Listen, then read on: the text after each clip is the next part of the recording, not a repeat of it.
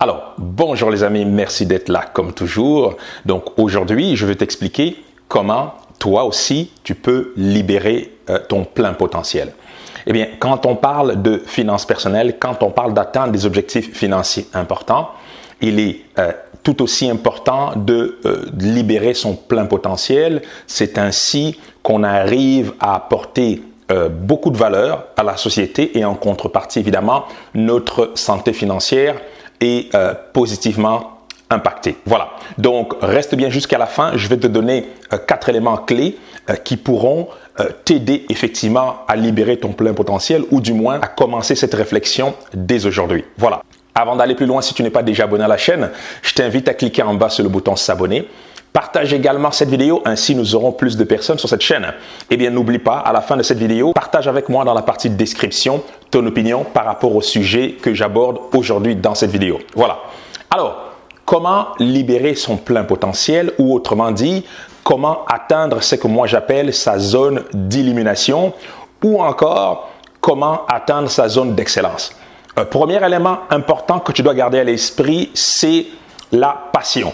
Oui, je sais, plusieurs personnes nous diront que effectivement la passion ce n'est pas tout, la passion c'est un peu un élan égoïste, c'est un peu une démarche égoïste, mais sois bien attentif, tu vas voir qu'à la fin tout effectivement va faire sens pour toi. Premièrement, la passion. Pourquoi la passion? Parce que peu importe la démarche que tu veux faire, peu importe le travail que tu fais en ce moment ou le projet qui te tient à cœur, le projet que tu souhaites accomplir, il faut avoir un minimum de passion. Il faut être passionné, ça veut dire qu'il faut aimer ce que tu es en train de faire ou encore il faut avoir un certain attachement par rapport au projet qui te tient à cœur. C'est très important. Pourquoi? Parce que si tu n'es pas passionné, s'il n'y a pas d'attachement, eh bien, bien entendu, tu vas abandonner assez rapidement. J'ai déjà eu à discuter avec une ou deux personnes qui me posaient la question à savoir comment faire pour lancer une chaîne YouTube par exemple. Et bien entendu, la réponse était simple. C'est assez facile de lancer une chaîne YouTube. C'est d'ailleurs gratuit. Toutefois, il faut faire des vidéos. Il faut aimer parler aux gens. Il faut aimer transmettre ses connaissances. Il faut effectivement aimer d'une certaine manière faire des vidéos tout simplement. Évidemment, si tu as de la difficulté à faire des vidéos, si tu n'aimes pas parler aux gens directement, à transmettre l'information, des connaissances, de l'expérience aux gens, eh bien, ça sera très difficile. Voilà. Donc, quand je parle de passion, c'est vraiment aimer ce qu'on fait. C'est de cette manière-là qu'on va durer finalement, qu'on va continuer à pousser sur la durée jusqu'à temps qu'on arrive effectivement à des objectifs intéressants. Voilà. Donc, premier élément, la passion. Donc, je veux que dès aujourd'hui, tu commences déjà cette réflexion-là. Commence à te poser la question, tu es passionné par quel type d'activité? Tu es passionné par quel travail? Tu es passionné par quel projet? Ça, c'est un premier élément clé. Deuxième élément clé, la compétence ou les compétences. Et bien entendu, la passion, c'est une chose. Par exemple, tu peux être passionné de la pêche, par exemple. Tu peux être passionné de l'agriculture. Mais si tu ne sais pas comment faire, eh bien, il y a des fortes chances que tu abandonnes ou que tu persévères, mais dans le mauvais sens, dans la mauvaise direction. Donc, les compétences sont tout aussi sont importantes finalement, au même niveau que la passion. Donc, il faut à la passion ajouter des compétences, de la formation, de l'expertise et le temps effectivement et l'apprentissage et les formations vont te permettre effectivement d'atteindre cet objectif par rapport aux compétences. Sans oublier de passer à l'action et de pratiquer encore et encore. Et c'est ainsi qu'on devient effectivement expert ou du moins qu'on maîtrise ou on enrichit notre passion, on se met dans une posture qui, à terme, va nous aider effectivement à réaliser notre passion. Voilà. Donc, la compétence, quelque chose à garder à l'esprit. Donc, deuxième point clé. Voilà. Troisième point clé pour t'aider à libérer ton plein potentiel par rapport à tes activités, par rapport au travail, de sorte à terme à atteindre une certaine prospérité financière, c'est simplement la mission de vie. C'est un élément que plusieurs personnes négligent ou ignorent, volontairement ou involontairement. Eh bien, aujourd'hui, j'aimerais souligner cet élément-là, donc la mission de vie. C'est quoi effectivement une mission de vie? Je te dirais simplement que la mission de vie, pour faire simple, c'est l'ensemble finalement des capacités intellectuelles et physiques que tu as en ce moment, que tu as à l'intérieur de toi, que ce soit des choses que tu utilises ou pas, mais ce sont des choses, des capacités physiques, intellectuelles, voilà, artistiques ou peu importe, tu comprends, donc des choses en toi pour lesquelles tu as une certaine facilité. Eh bien, l'exécution, la mise en pratique de ces choses-là pourront ou sont en train d'aider le plus grand nombre autour de toi. Voilà, exemple, tu peux être je te dirais un écrivain hors pair, quelqu'un qui a énormément de facilité à écrire.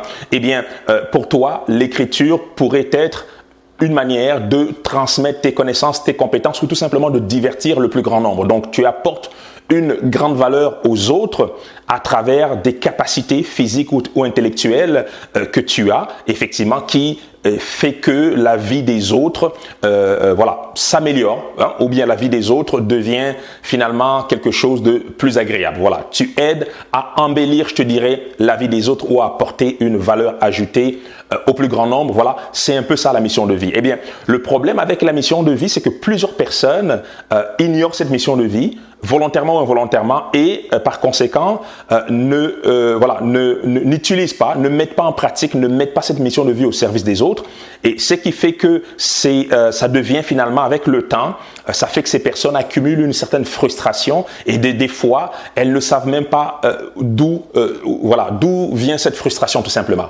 Donc si c'est ton cas, j'aimerais que tu réfléchisses énormément à ce point-là. Pose-toi la question, quelles sont tes capacités, quelles sont les choses que tu as une certaine facilité à faire des fois même depuis tout petit. Quelles sont ces choses que plusieurs personnes autour de toi ont pour habitude de te dire que c'est bon, c'est excellent, tu le fais mieux que les autres. Quelles sont ces choses pour lesquelles tu as cette facilité à faire, et alors que d'autres personnes doivent travailler très fort, très longtemps, mettre énormément d'énergie, d'efforts pour arriver au même résultat. Si tu arrives à mettre le point sur ces éléments, sur ces qualités, sur ces aptitudes, ces capacités physiques ou intellectuelles que tu as, sache que ta mission de vie est proche effectivement de cet élément-là. Donc, c'est une réflexion profonde que je t'invite à avoir tout de suite. Voilà, donc la mission de vie, troisième point. Et quatrième point, c'est effectivement, il faut qu'il y ait un intérêt économique. Il faut que la mise en exécution de cette passion, la mise en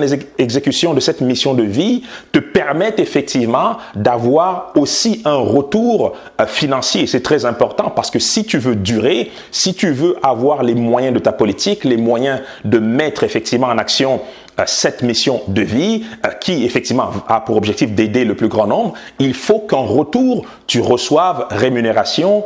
Tout travail mérite une rémunération, et encore plus pour la personne qui apporte de la valeur au plus grand nombre. C'est, si tu veux, la base de l'économie, ça fait partie des principes du monde dans lequel nous vivons. Donc, si tu exécutes effectivement, si tu veux trouver ton point d'illumination, si tu veux trouver ton point d'excellence, si tu veux libérer ton plein potentiel, trouve une activité à faire, que ce soit à temps plein ou en parallèle de ton travail. Cette activité doit être au carrefour des 4 points que je viens de te présenter aujourd'hui, à savoir la passion. Et évidemment, cette activité doit faire appel à tes compétences, ou au besoin, tu devrais aller chercher ces compétences-là. En plus, il faut que cette activité soit liée d'une manière ou d'une autre à une mission de vie, donc à des capacités intellectuelles ou physiques que tu as en ce moment. Et finalement, cette activité doit pouvoir t'apporter un intérêt économique, de sorte à ce que tu puisses durer, que tu puisses exécuter cette mission-là sur la durée, tout simplement. Voilà. Donc, je t'invite dès aujourd'hui à faire cette réflexion-là. Trouve effectivement ton point d'illumination, trouve ton point d'excellence, trouve le point qui va te permettre de libérer ton plein potentiel. Voilà. Donc, j'aimerais que tu partages avec moi au bas de cette vidéo qu'est-ce que tu penses effectivement de ce que je te présente aujourd'hui. Est-ce que tu es sur la bonne voie? Est-ce que tu as déjà eu à te poser ce type de questions-là? Sinon, est-ce que tu penses commencer dès aujourd'hui? Si oui, j'aimerais que tu partages avec nous ton expérience à ce sujet. Voilà. Donc, sur ce, moi, je te dis à très, très bientôt pour une nouvelle vidéo. N'hésite pas à t'abonner et à partager cette vidéo-là. À très bientôt encore une fois. Santé, amour, bonheur, prospérité. À très bientôt. Ciao.